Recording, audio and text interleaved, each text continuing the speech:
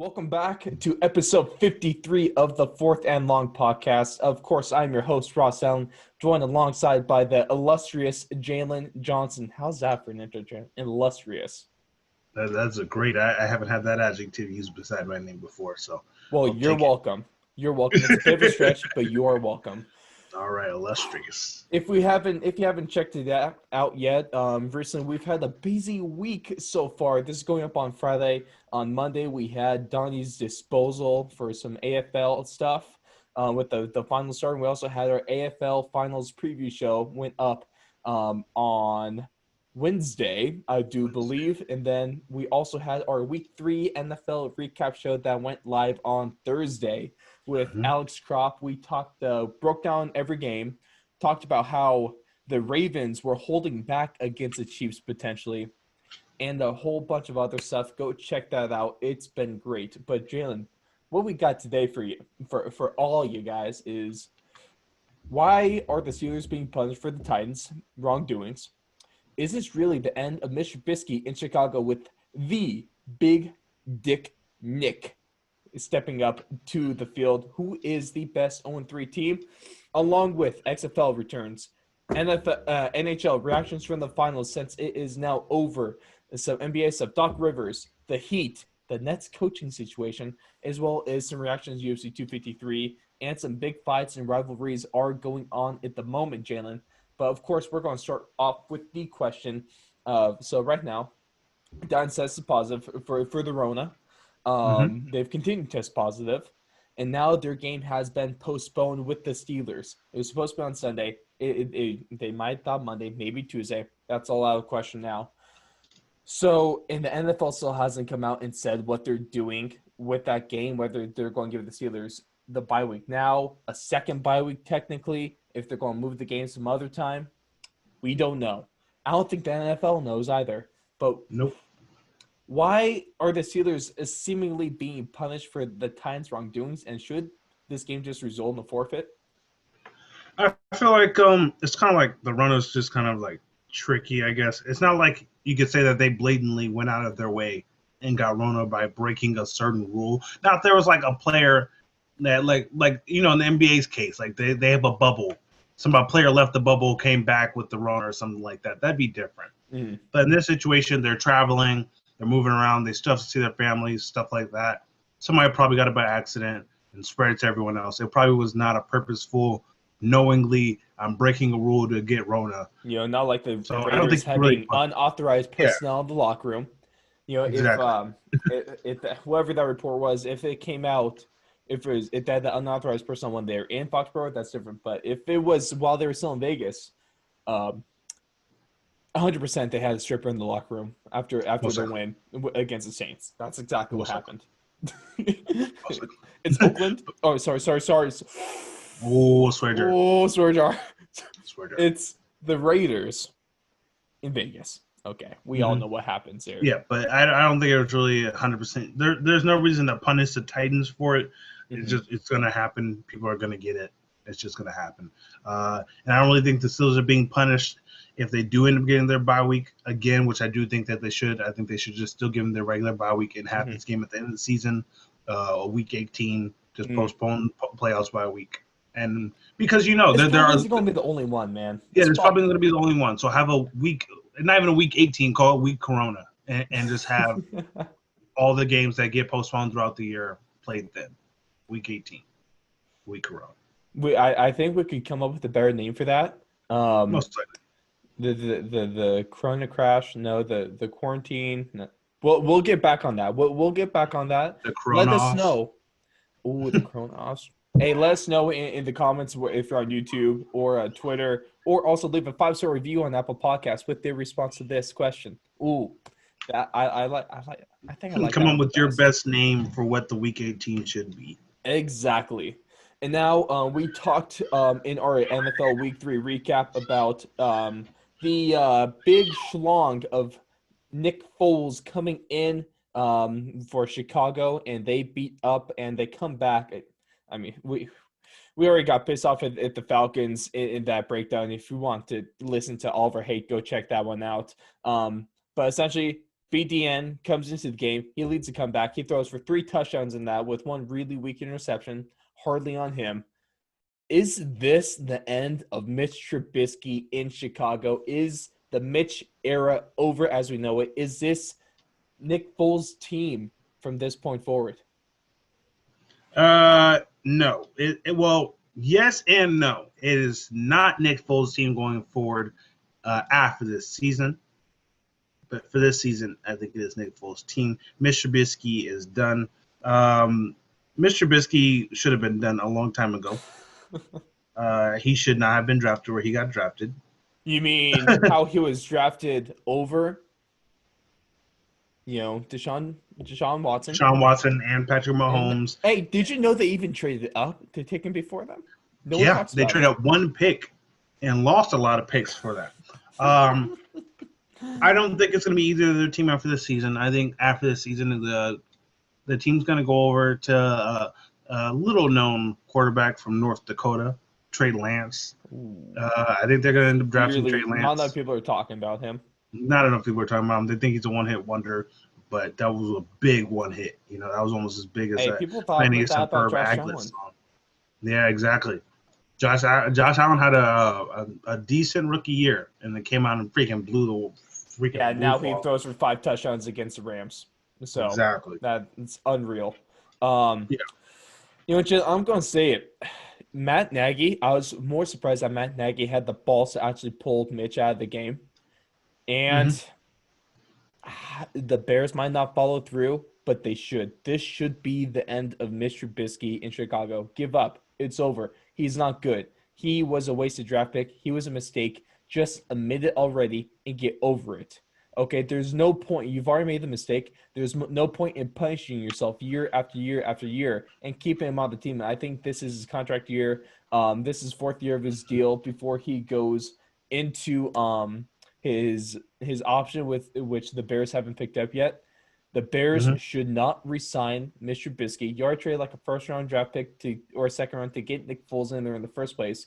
Just re-sign him after the season. He is going to be your better option moving forward. Just cut ties. It's over for Mitch. He has nothing left that he's going to prove in Chicago. We've already seen the kind of quarterback he is. Just cut bait. That's all you have to do at this point. Just admit you're wrong and cut bait. You gotta get rid of. Is Matt Nagy actually man enough to do that? I don't think he is, but I think at the same time he's not dumb enough to lose his job over a terrible quarterback. He's not going to lose his job. That might be a stretch. I mean, he's dumb, but like he's not Adam Gase dumb. He's not Dan Quinn dumb. Give him a little bit of slack. I think he's better than Matt Patricia. Yeah, but I give him a little bit of slack here. I think he has a great chance of getting a good quarterback in the draft, and I think also the free agency class next year will be decent enough for him to get a chance at. Who knows? So maybe I think Joe Flacco will still be on the market. The elite one in Joe Flacco. Is Joe Flacco still in right now? I don't know. Sam Darnold got back in. Okay. Yeah. I don't know, but, we're referring to we're recording on Thursday, so we're referring to the Thursday night game. And now, so in the breakdown, we did who is the worst 3-0 team besides the Bears, because they obviously are. And so now we're doing who is the best 0-3 team, Jalen. So right now, the teams that are 0-3, not including the Bengals and the Eagles, because they're winless, but they have the tie. So I guess they're not as bad with math. Yeah, math. But the 0-3 teams right now are the Jets, Giants, Texans, Broncos, Vikings, and the Falcons. So out of these teams, who is the best? One more time. Jets, Giants, Texans, Broncos, Vikings, Falcons. Based off of potential, I would say I would probably go with the Texans, honestly. The Texans are good. They're literally just honestly, the main thing they lost was DeAndre Hopkins. If they had DeAndre Hopkins or a player with that skill set, I'm not saying like a top. Bill O'Brien didn't trade him for a bag of chili cheese Fritos in the 2nd round draft pick. Exactly. Chili cheese Fritos aren't even the best Fritos, man. Like, no, if anything, that's the hottest take we've ever had on this show. Exactly. But I think the Texans. I think that they have the team. They just need to figure out what to do. They don't have DeAndre Hopkins, which was their big deep threat, and now they just have a whole bunch of guys who they can tick and tack on you all day. But then when it comes time for that big play, they don't have DeAndre Hopkins to make that big play. Like a lot of the other good receivers that they have, where everyone's worried about Hopkins, I burned somebody down the side, now I get a catch. Like most of the receivers were finishing like 2 receptions, 1 touchdown, And now 86 they're yards. now the guy there. I mean, yeah, Brandon Cooks, you bring him in. Will Fuller is always a good wide receiver too there, but none of those guys are wide receiver ones. They're all the Texans are just filled with wide receiver twos. They don't have that guy, and we've seen DeAndre Hopkins has been that guy in Arizona. He's been making a lot of moves for them.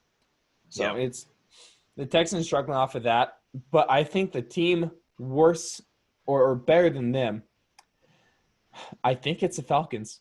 If we're talking talent, the Falcons are easily the best 0-3 team.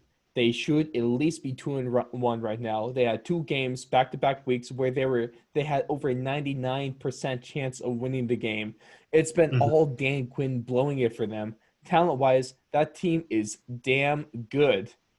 Mm-hmm. And if the Falcons play the Texans, I'm picking the Falcons. 8 times out Um, of 10. I feel like I can't 100% put like I do think Dan Quinn has something to do with them losing, but at the same time you kind of have to put on the players at a certain point when you're leading by that many points. You can't put all that blame on your coach at that point when you're losing 20-point leads and stuff like that late in the game. It does come down to skill at that point sometimes. Like yeah, coaching is going to play a big part. Don't get me wrong. Coaching does play a big part, but they're not losing off of broken coverage, dude ran down the field. Oh, they got a lucky deep pass because we called a cover two and they ran a cover two beater. No, they're getting torn up. No, They're they're getting torn up because it's really unclutch play calling. We saw that in the Super Bowl into the third quarter. They're a big lead, and what they do, they go out, pass the ball a bunch of times, get a bunch of 3-and-outs, take no time off the clock, make turnovers. It's and the yeah. players just I I feel like doubt they that trust that Dan Quinn too. situation They don't that trust him. situation is I do think that one was coaching's fault. They could have easily ran the ball, ran the clock out, and been good and ran the clock. That Super Bowl was 100% coaching fault, not players' fault. But the games lately have not been, oh, we're just throwing the ball when we need to run the ball. They're doing what they need to do, but at the same time, then they're getting trashed on defense, or they're not finishing drives, and then they get trashed on defense again. It's not like these dudes are just big play, big play, big play. They're I'm getting not torn blaming apart the down the players. middle. It's I the can't. scheme. I It's think the scheme and the play I calling. think the scheme is a problem, but I do at the same time think that based off the scheme and the players that are there, some of those players aren't meant to be in that scheme. So I do blame scheme at some point, but at the same time, you can't 100% just say, I got beat on that route because my coach told me to run this. I Like mean, it's I not can't say that.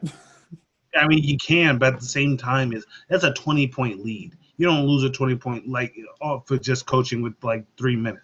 Some of it, It's hard. some of it has to go on to the players. I do think I Yeah. think it's 50-50. I think it's players and coaching, but I think right now I would blame the coach because I think if they were in a better scheme for the skill set that they have, they wouldn't be put in these positions. But at the same exact time, with what you have, you should be able to do something with it. And them as players should be like, okay, we're up by 20. Okay, they just scored. Okay, they just scored. We have to do something. Like it's as players, you have to be able to tell. Okay, they keep hitting us with that route. I should be able to watch that more. At least stop it. Like if they were like, yeah, there's a bad play call, but if they're not beating us with like 60, 70-yard plays, then that means I can see that and I can stop them to a field goal based off of my ability to play. So I think it's 50-50, or if I do it, I can say it's more of a 65% the coach's fault. But I do think still a good majority of the fault has to go to the players also. I think we can put a big part on coaches, but there's still like a 40% on the players. I think the players should be able to not allow that big of a comeback like that. Nonetheless, it's still remarkable that Dan Quinn has been fired. That Yes. that Adam Gase still has a job as well. They should Yes. be out of it. We've talked about that over the last couple weeks. So we're just kind of beating a dead horse at this point. Yeah. A really dead horse has been dead for like 3 seasons. A horse that we thought was dead but was revitalized in 2020 was the XFL. How's that for a segue? Damn, I'm good. Yeah, But now we had the glorious and we XFL did in skip a segment. 2020. Yeah. It's okay. It's okay because XFL is all that matters. Okay. True. We ain't skipping anything. XFL We, is we like just get into the good stuff, dude.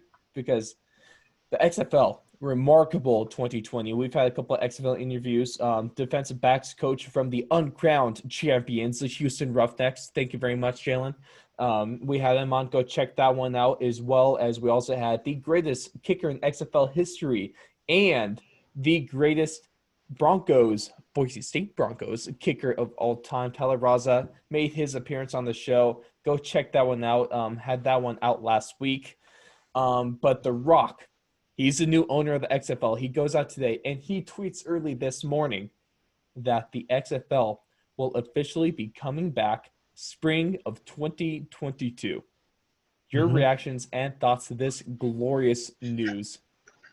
I'm excited. I'm especially excited that they didn't say 2021. I'm going to tell you why right now. Why I wasn't happy that it was 2021. I was happy that they didn't rush this.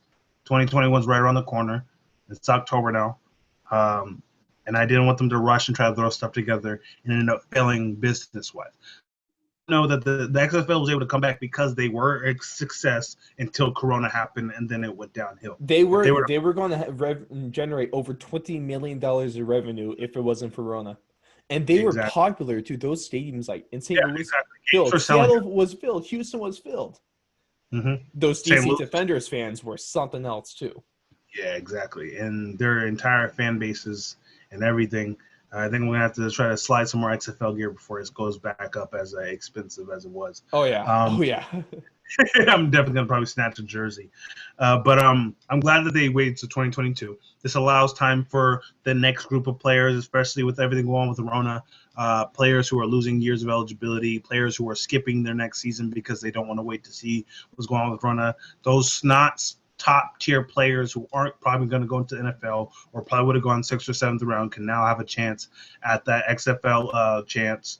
They have a chance to prepare everything how they want it to, fix up the rules that they can see after the first couple weeks that did actually happen in the XFL, see what they liked and didn't like, fix those problems that they had. I mean, there weren't a lot of blatant problems from the first year of the XFL, but there were still a couple that they could fix.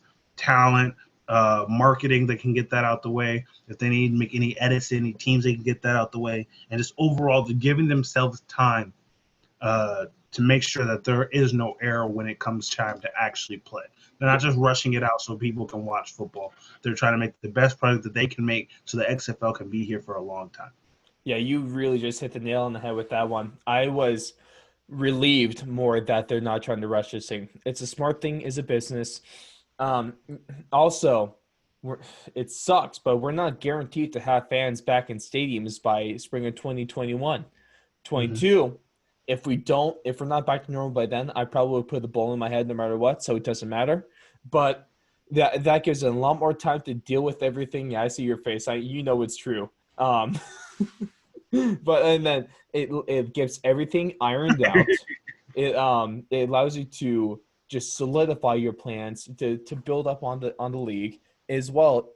They might be moving teams around too. It gives them time to do that. I heard in the closest rumors that Tampa might be on the move. So you can do that, or you can and there are also a couple of rumors that the XFL was planning on doing, because last year the early plan was finish the season with the teams they had, which was eight teams total. It was 8. Finish what they had, see if they did good, and then expand with more teams. Hey, can we see? So there are a couple.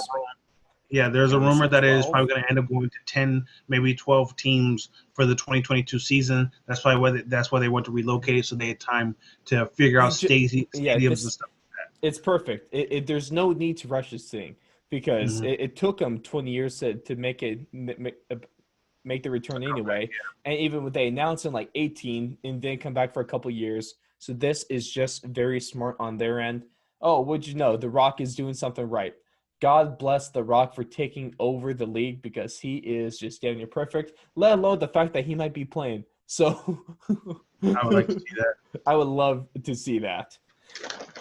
And Jalen, so recently we had the end of the Stanley Cup Finals. Of course, the Sharks were even in the playoffs, so it was just eh. And then the Dallas Stars beat up on the Golden Knights in a 5-game series in the Let's just get to the final. it was a 6-game. We had the Tampa Bay Lightning taking the Stanley Cup in 6 games against the Dallas Stars. And reactions from this is I think it was a phenomenal series. The games and the levels were really good, especially that Game 5, Dallas staving off elimination, double overtime. Man, I was on the edge of my seat for that one. But you could see from Game 1, even though the Stars won Game 1, if you saw the shot clock and you saw just pretty much the way the game felt, Dallas, this whole playoffs, they won because of grit and they won because of team chemistry. But when you have a team that has team chemistry and just a better team as well, that was the Tampa Bay Lightning. The Tampa Bay Lightning they proved that they were the best team in the league this year, and I really do believe that they just out talented Dallas in some points. But Dallas with a phenomenal series. I was disappointed because I want my boy Joe Pavelski to finally get the cup that he deserves. And even though you're a Knights fan, you could still respect Captain America right there. But former Shark Barclay Goodrow, the guy that beat Marc-Andre Fleury in Game 7 of Round 1 of the playoffs a couple years ago, he gets his cup. Steven Stamkos gets his cup. And, man, that was an end to a really good Stanley Cup playoffs.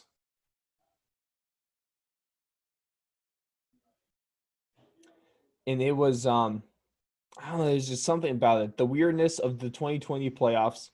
I was really weird how it was going to play out. No one knew what the hell was going on. But the playoffs were a success. The bubbles were a perfect success in Edmonton and Toronto. And the NHL did everything right. And they perfectly executed this postseason. So hats off to them and all the teams that took place. Oh, for sure. This playoffs, honestly, people were kind of looking down on it, saying that it might not be good. This is some of the best hockey we've seen in a long time. Yes. Every single round, very competitive. Even some of the games. You got to take time off. You've got healthy players at their peak. It's even better. Exactly. And even some of the series that did finish 4-0 or in 4-1, even those series were competitive games. It wasn't like people were just getting beat 6-0 each game. Like a lot of the games series that ended 4-0 were like 3-2 or 3-2 overtime or 1-1. You know what I'm saying? Like they were close games all the way through for everybody throughout the entire playoffs. So it was amazing to see. It was great hockey. I don't know if we're going to get another season like that ever again. Where players get rested up before playoffs. Like imagine that. No. A season ends and then we wait 2 months or something like that and then tell everybody to come back healthy and then play. Like players would come back so just pumped up and energized and ready to go. Right. But yeah, no, it was some great hockey. I'm glad I got to witness it. Great job for Tampa Bay finishing that off. They well deserved that. They were dominant during regular season. They were dominant during postseason, and it was well deserved. Exactly. Phenomenal postseason. Now, Jalen, here is where you make your money. And speaking of money, Doc Rivers signs a 5-year deal. Formerly Clippers head coach, fired. Now he's with the 76ers. 2 questions for you, Jalen. One, right. Was Doc Rivers a problem in Los Angeles? No. Not at all. Was he just a scapegoat for them? He was the scapegoat for sure. You can't trade Paul George because of all that stuff you just traded for him, and you can't trade Kawhi because then you don't have a team. Okay, Paul George, Kawhi, and the other players on that team played like trash, absolutely trash. Kawhi the most. He was so disappointing. At one point, I forget which game it was, Paul George and Kawhi Leonard combined were like 5 for 40. That you don't do. Those are your star players, and combined they were 5 for 40. Is that due to coaching? That is not due to coaching. That is not his fault. What was it? RDC World. That shit was not my fault. All the trash. He was the scapegoat. They had trouble getting past the first round for a long time. And then in that situation, it was kind of just came down to, all right, even though this year was not his fault, they were like, okay, this has happened way too many times. Let's just see if a change will make a difference. Maybe a different scheme or a different thing will not even put us in that situation in the first place, you know? Mm-hmm. But they did go 3-1. They had 3 games to finish it off, and they didn't do it. That is not coaching. You had 3 games to do it. You guys won the game. You guys won 3 games with that same game plan. Yeah. And you're telling me all of a sudden that's a bad game plan? No. They couldn't shoot. They were trash. I'm not saying that overall they're a trash team, Mm-hmm. but for those last 3 games of the series where they went 0-3 and got eliminated, they are trash. So is he going to make the 76ers better? Now is the second question.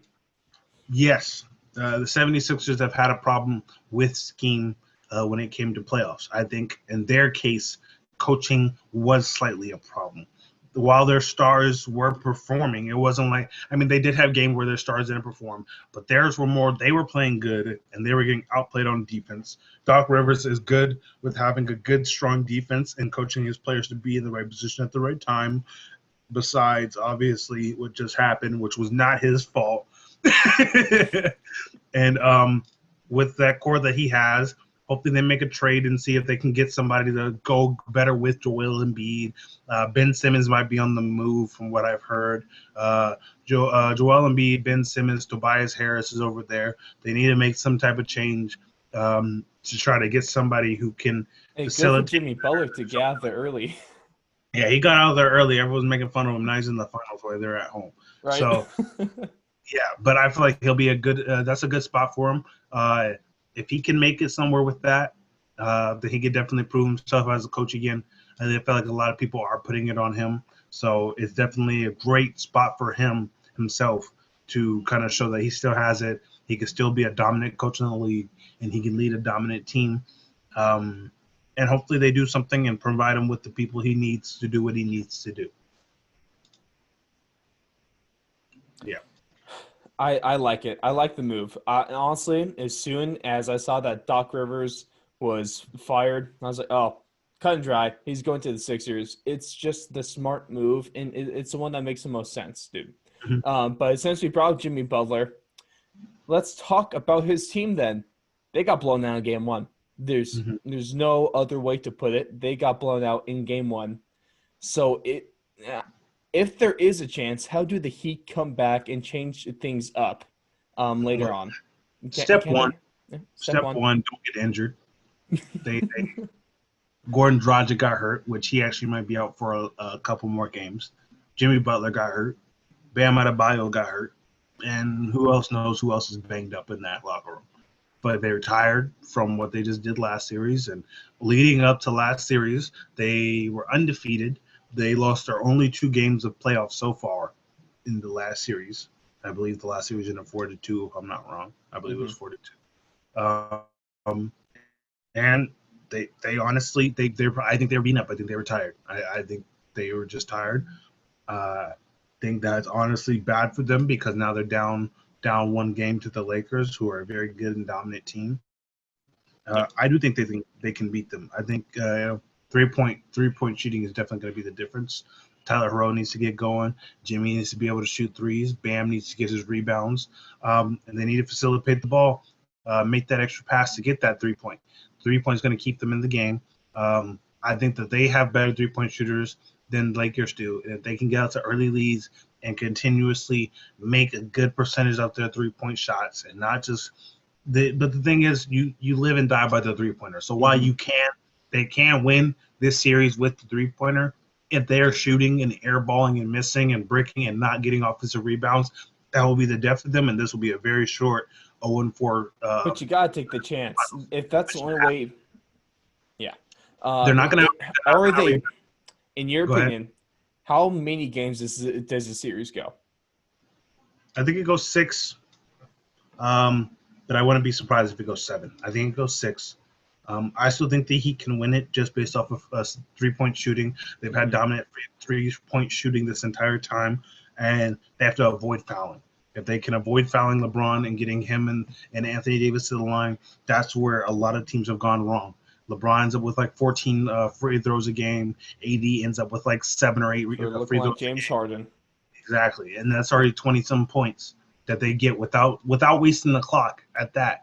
And then they have decent big men who will weigh on you and tire you out, and while pummeling you, and you get tired, and there's all these free throws. That 20 points comes in handy. If you take away those 20 points, that game's a tie game or a very close game, or the Heat even win that game without 20 free throws. So if they can avoid fouling while also making an efficient amount of their 3-pointers, they can definitely take this series back. I think it goes 6 or 7. I don't think this ends up in 4 unless they end up like airballing 3-pointers after 3-pointer, which I hope they do not do. But I was pulling for the Heat just because it's kind of like an underdog story this entire playoffs. Oh yeah. They was expecting them to get this far, so I do want them to win. But I think if they can't pull it together and avoid getting injured and all that stuff I just talked about, I think it's going to be a tough one. But I do think either way it goes 6 to 7 games. And now, if we want to go back to the topic of coaching, can we talk about the Nets? If you want to call it coaching, I'll put that in quotes. Coaching situation. Kyrie Irving recently having an interview where they're saying that they might not even have a legitimate head coach, and they might have. And we're saying like, oh, Kyrie might coach a little bit, or KD coach a little bit. What? Yeah. What? Is it? If this ain't the most Nets stuff imaginable. Yeah. I don't like it. I think it's fine to have players on the team who are kind of like give coaching input. Hey, coach, this isn't working. I think we should try this out type stuff. I'm fine with that. That stuff's okay. Do that. I'm cool with that. I don't think you should just go into the season without a coach saying players, because then it turns into, okay, one player's taking over too much and he wants to keep getting himself the ball. Like if it turns to, okay, KD's like, okay, we're going to pass the ball this way, revert that way, everyone get the hell out of my way, pass the ball back to me, I'll take 30 shots a game. See, I don't like that. I know how this can work though, Jalen, but it's a flowchart. I got 2 questions though. One, are you LeBron James? If yes, then yeah, coach the team like he's been doing his whole career. No, don't coach the team. Or second option, are you the Golden State Warriors from 2 years ago when Steve Kerr wanted to take a break? Yes? Yeah, okay, go ahead. It works. No? It's not going to work. I mean, come on now, man. Come on. Where are they? Yeah, no. Hire a coach. There's a point teams have head coaches. Okay. I think it's a bonus for them. First of all, the reason I think it benefits them more is definitely because they don't have to worry about it. They won't have to worry about coaching. That's one less thing off your shoulder that you don't have to worry about. You can't have a bad coach if you don't have a coach. Exactly. There is nothing to blame it on. Because look at this. If this goes wrong, guess who gets fired? You guys. You're the coach. You will be traded. This now all falls on you. Your team will not stay together. It just doesn't work like that. And then another thing is now you have to get a guy who everyone's going to buy into, which is why I usually put that on a coach, because you guys have your team chemistry, and then you have your coach who has to buy into the team chemistry and make it work. But if the coach is a player, then it turns it into, what if you have there's a player on the team who I don't really get along with that guy, but he's only my teammate, so whatever, I'll get through it. But now he's my coach too. No, I don't want to be here. So my whole thing is being a coach, having a coach takes the responsibility off you guys. So I don't have to come up with a full game plan, but I can also throw in adjustments when I feel needed, but I don't have to worry about it full time. And then you can focus on your play. I feel like Kyrie and KD and everyone else they have there are great fits together, and they play great with the coaching staff that helps them out. You can always learn something from someone else, even if they're not the best coach in the world. You can still learn something from them. and you guys can be fine. You guys be great. They could be a playoff team that does great next year if they have a coach to help them coach. But when it turns into a players thing, then every single player was going to want their touches. And if one player's not getting enough touches, now you're not going to want to pass you the ball. Why? Because you're the coach not getting him the ball. I, I think so. It's just, I think that to sum this up, no, no, yeah, there's don't, just it pretty much just sum it up. don't. There's more negative aspects that can come from this than positive Exactly. aspects. Like, yeah, you can find out, hey, not having a coach is cool, but then you go, but the negatives are teammates might not like you. If it fails, who do you blame? All Right? that The stuff. Nets always love a good scapegoat as a head coach. Now you don't have that. Have a good scapegoat, even if he's not actually coaching. Revert back to step one. Are you LeBron? Are you LeBron or are you the Warriors from 2 years ago? If not, get a coach. Why do we have to say that? Get a coach, okay? Yeah, that's a good question. uh, Now let's wrap this show with some UFC stuff, Jalen. Reaction from 253. Unfortunately, we just weren't able to get a recap show of the card itself, so we're just doing that here. Yeah. First off, I'm gonna say, Jalen. Congrats to breaking my record for most title defenses for the Suck My Pick title. Big congrats to you. But at the same time, I really want to pat myself on the back for calling exactly the co-main event. I said Jan, second round knockout. And what did we get? We got Jan embarrassing a really bad looking Dominic Reyes, starching him in the second round. He turned Dominic Reyes' right ribs into it looked like, you know, those that YouTube trend a little bit, getting a hot knife and cutting it with stuff. You remember how it turned that super bright orange and red? Yeah. That's what his side looked like. It looked real bad. Real bad. Yeah. Then Jan just starches him. It was really bad. He is your new light heavyweight champion. What did you think of this fight? This fight, like I said in the episode 52 show when we talked about it, I was really hoping Jan won, but the safe pick was Reyes. It was. I'm not going to go against it and say that. 100% was. The safe pick was Reyes, and I went with Reyes. Reyes looked good. I didn't expect him to come out looking that bad. He looked like something was off. I'm not going to make excuses for him. He looked like something was off. Yeah. And then right when I saw those leg kicks land, and the damage the first one did, and then the second one, that mark that was made was 2 or maybe 3 kicks that made that mark. Well, I love because it was that left body kick combo and it goes to a 1-2 to the head. He hit that same combo like 4 or 5 times and it worked every time. Especially if it was like a 1-2, but as he was throwing 2, he would lean and throw that after 2 was thrown, the leg was already going up. So Reyes just for some reason couldn't see it coming, and it kept landing. He was tired. I don't know. Did he end up breaking a rib? Because that looked like a rib was broken. No news from it. He was not a Tyron Woodley, at least according to after the fight reports. But yeah, it just looked like by the time Jan actually started landing and then ended up breaking his nose, it looked like he was exhausted. It looked like those body kicks had done their damage, and he was just out of there. I feel like he didn't expect those kicks to do as much damage as they did. And then by the time he realized that, oh crap, I probably should have blocked those, defended those better, it was too late. And I think that's why Jan got the win. I feel like he underestimated how much damage those kicks were doing to him.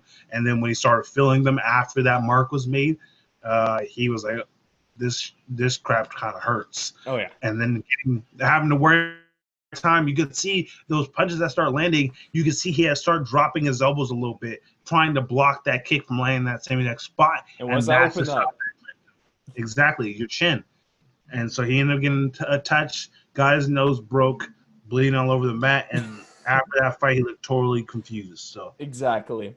And then the thing, there are a lot of similarities between the 2 title fights was leg kicks, body kicks, and just a second round knockout and starching your opponent, because there's so many people going like, oh, this is a huge style match. Izzy never faced a guy like this before. And what does he do?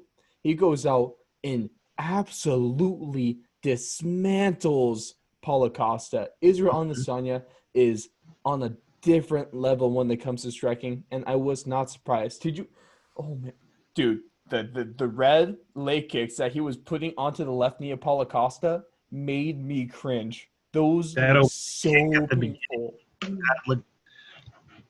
Oh, I rewatched that fight. Mhm. When I rewatched that fight, Paulo Costa, like at first when I first watched that fight, I didn't notice it. But when I rewatched it, Paulo Costa, after like 2 or 3 leg kicks, was damn near running away every Yes. time one Well, flinched at he him. okay. So him in the sparring, and his partner is just running away around the octagon. He does the exact same thing that he's making fun of Izzy for doing. Exactly. He was Dude, literally running like there. Izzy would flinch at him. I don't know if you guys have an Instagram, go check out Israel Adesanya's page. He posted a video so of good. him like fainting, and Paulo Costa was like jumping across Yes. the ring, trying to get away from that Well, crap. It was dude, hilarious. what I was had no qualms with Paulo Costa before this fight, but everything I've seen after, he's made me despise him because he's talking. I mean, to be both of them are, but he's talking all this trash before the fight. Then he gets demolished. Then he, Izzy does a little dry hump in action, Yep. and then he Full just thrust. it was cool. And then he talks a bunch of trash after the fight. And now Paulo Costa is the one crying on Instagram looking for a rematch and calling Israel Adesanya disrespectful. No, you got your ass whooped. You wear that. It, You it's have to it's own a up to bad it. look. It's a bad look, dude. My whole thing is I understand people talk trash. You have to sell pay-per-view. Sometimes you really just don't like the person you're fighting. Mhm. I get it. People do it. It's a good part of the sport. I'm not gonna lie. I like seeing it. I It like people sells it. talking It trash. sells it. I love it. But when you talk trash like that, and then you get absolutely dominated like that, you can't turn around. Like that's like the whole bully thing. Like if I'm bullying you, talking trash, calling your mom out of her name, and I Mhm. get punched in the nose, I can't go crying saying I got bullied. I No, started you this. can't. It, it, I it, started this. I got myself into this trouble. I have to admit I was wrong. He won. Dude, and now It's he's so looking for a rematch. No, no, no. no. At Hey, least hey, out hey, of hey, me. Jalen. No, No. no, no, no, Yeah. no, no. The next fight that Israel Adesanya is fighting, I know he wants to fight in 2020. The logistics of that, I don't think it's happening because Mm-hmm. we have to wait until our October card this month in just a few weeks. Mm-hmm. Gaethje and Khabib Nurmagomedov. The co-main of that is going to be absolute barn burner. Number 1, Robert Whitaker against number 3, Jared Cannonier. And Mm-hmm. honestly, Jared Cannonier, I think he's going to win this fight, and I think Yeah. he's going to be the next opponent for Israel Adesanya. And I know Yeah. we keep on saying this every time, but he is going to be the best fighter that Izzy's fought. Yeah. For sure. But I it's think. hard because you have to give 2 months. It's October. You have 2 months Yeah. until the year ends. I don't think Izzy's getting another fight in 2020. I don't think he's fighting. I think he fights January, maybe February of next year. I don't see him fighting again this year. Uh, I Unfortunately. think. I think honestly though, I feel like he dispense. He gets rid of Jared Cannonier the same way he gets rid of Costa. Uh, but I think it takes him longer to do. Jared Cannonier is slightly smarter of a fighter than Paulo Mm-hmm. Costa is. I wouldn't even say slightly. He's a way smarter fighter than Paulo Costa is. Before that fight happened, I would have said slightly. After that fight, he is a lot smarter than Paulo Costa. Israel Um, Adesanya might be the best striker in the UFC right now. yeah, and I hate that he would hate that I have to say this. I think he's very similar to Jon Jones. They are both strategic masterminds. See, let's talk They about Jon Jones, though, Jalen, because Jon Jones, after this, I mean, he's all over Twitter, like usual, and being so Jon Jones, a keyboard warrior, is what he's yeah, turning into at this point. he still kicks Unfortunately, people's ass though. he's So annoying. Honestly, he's getting annoying, and I don't like it. But Jan wins. Then Jon Jones goes, "Oh, do I have to move back down to get my title again?" He tweets that out, and then he's talking all this. It's like, dude, you gave up your belt. You mhm. made the commitment to move up to heavyweight. I need to at least see one heavyweight fight. Don't talk about this whole moving down to light heavyweight. Make up your Mhm. mind. Go to heavyweight. Yet Jan have his run in the light heavyweight division. Let the light heavyweight division move on because, quite frankly, that division's already moved on from you. Go to the heavyweights, stick with that, and see what you can do. Get your ass rocked by Francis Ngannou, then come running back to the light heavyweight division. Yeah, I see it as well. First off, before that fight at UFC, what was it, 253? Um, Yeah. Jan and Reyes, they were fighting for the light heavyweight belt, but they were Jan is now the first person to hold that belt besides Jon Jones and Daniel Then Cormier since 2011. 2011. Yeah, No one else has held the light heavyweight belt other that's than those two men crazy. since 2011. And the only reason Daniel Cormier even won it is because Jon Jones had his issues. Mm-hmm. So pretty much, if Jon Jones didn't have his issues, I mean, he probably could have lost at some point. Some pretty But large issues. without those issues, he would have probably been champ from 2011 to 2020. Mm-hmm. And then probably gave up his belt. Probably still, I think he would have done it earlier if he never had those issues. I think he would have went to heavyweight earlier. But I think he's gonna have a fun time at heavyweight. I think he's gonna enjoy it. I think he does have a chance of being one of the top heavyweights. I think his skill set is a Oh, lot of 100%. it's a skill set a lot of heavyweights don't have to worry about. Mm-hmm. And so now they're going to have to try to worry about it. And I don't think everyone is prepared in the heavyweight division for that type of skill set to come up there. I think my question for you, though, is does a light heavyweight Jon Jones even excite you anymore? Because he doesn't for me. I just don't care anymore. I feel like he does. I feel like I don't like honestly. I don't want to see Jon Jones lose because I feel like I don't want to see him lose. Not even for me. I don't want to see him lose because I know the second he loses, everyone's gonna bash him like he was the worst fighter ever. Mm-hmm. When Jon Jones, if he's not number one, he's number two of all time. Number one is GSP. I don't think I can say GSP because I think both of them in their prime. I think Jon Jones would be GSP. Well, of course he would. He's different weight class. I mean, pound for pound, I like GSP. We could debate this all day long. But your point. Oh yeah. Yeah. You said your point. I thought you were gonna keep going. No. But it does kind of excite me. I think Jon Jones is a strategic mastermind. I would love to see how he would get rid of y'all because that's kind of one of the main things he's done in the light heavyweight. I just prefer him at heavyweight now. I do. The thing is, we've seen that since 2011. We've seen what Jon Jones can do at the light heavyweight division. We need to see what he needs to prove himself. If he really wants to make a name for himself as the greatest fighter of all time, I need to see him win heavyweight fights. Yeah, I think. Don't get me wrong. I would love to see him at heavyweight. I would love to see him at heavyweight more than I would love to see him at light heavyweight. But light heavyweight, Jon Jones still excite me, just based off the fact that he's been such a strategic mastermind, and he's beaten everybody he's gone against. Even though he has that one next to his name, that doesn't count. I don't care what anybody says. It doesn't count. Ever. That was a DQ with BS rules. Okay. Yeah, exactly. Doesn't count. I think that he's strategically dismantled everybody he's fought, even if those close fights that you guys want to say. He's literally pretty much could write a book of how to beat every person he's fought. And I would love to see like his game plan against certain fighters in the light heavyweight division. So I think it would still excite me to see him against a couple of people, but I do prefer him at heavyweight. Yeah. I'm really, really right there with you. And then the Jones and Israel Adesanya, Jon Jones on Twitter again, they re-sparked their rivalry. We may very well see Israel Adesanya and Jon Jones in 2021.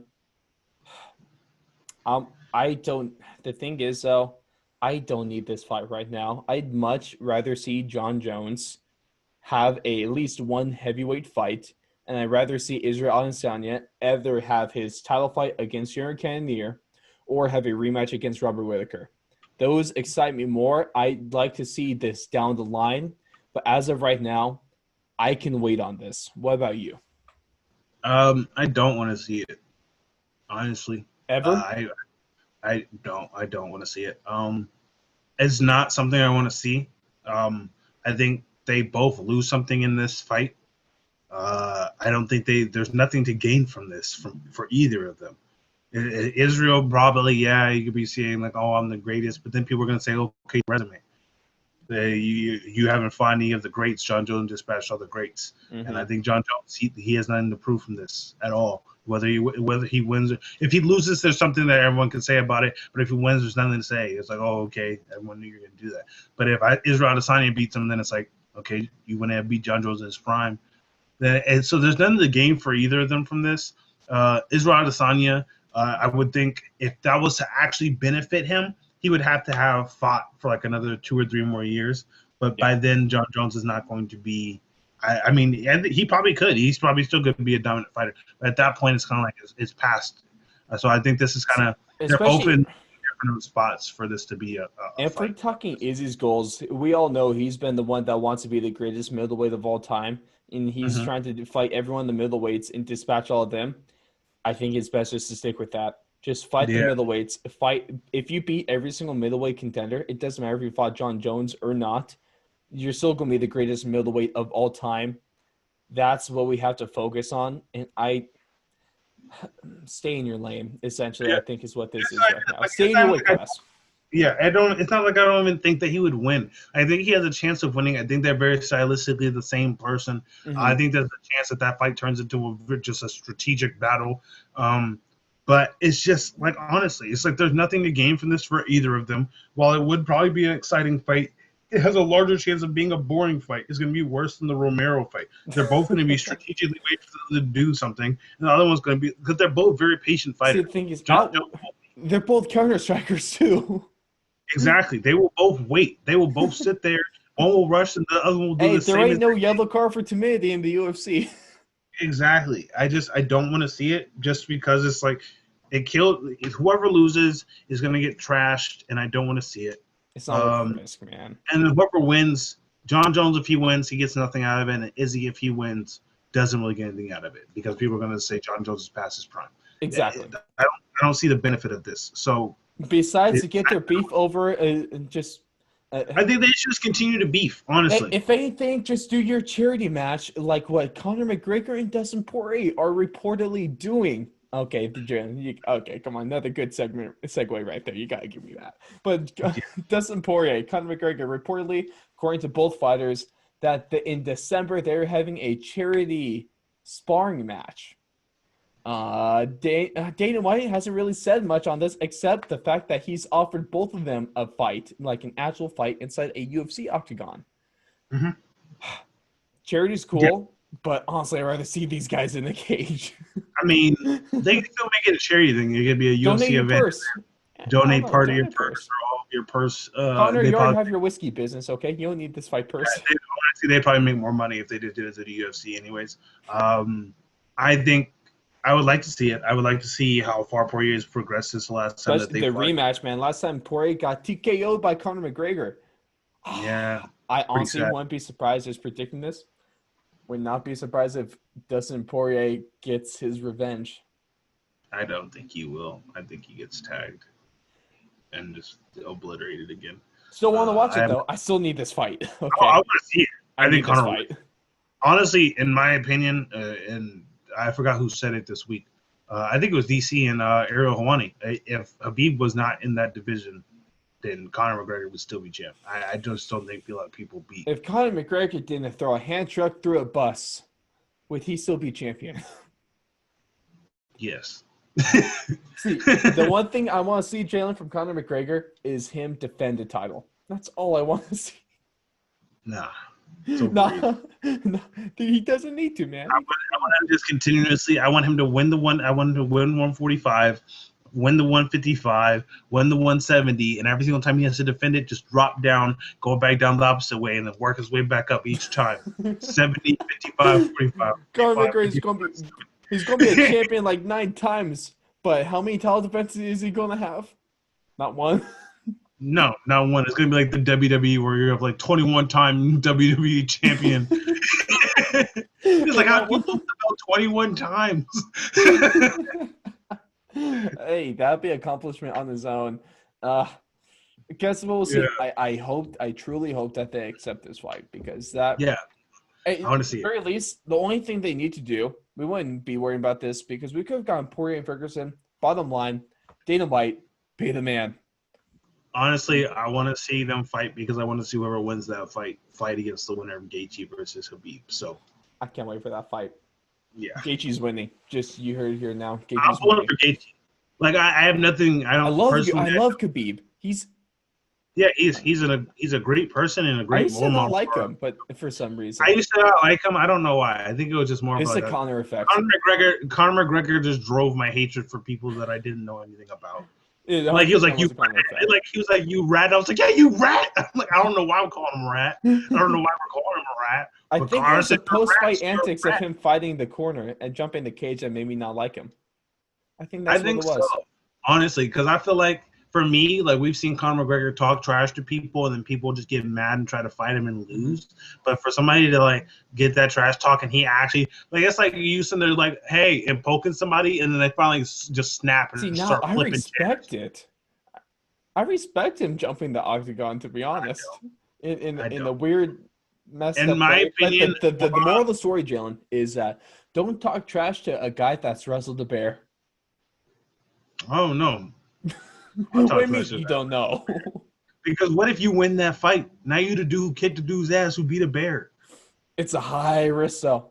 Very high High, risk.